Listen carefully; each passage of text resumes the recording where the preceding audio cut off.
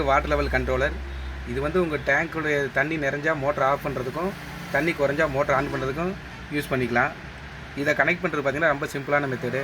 First பார்த்திங்கன்னா phase நியூட்ரலுங்க. First லைனில் phase, ரெண்டாவது நியூட்ரல் கொடுத்துறோம். ரெண்டாவது M1 M2 இது மோட்டருக்கு ஒரு லைனு ஒரு செல்பரிங் மோட்டரில் கனெக்ட் பண்ணிட்டோம்.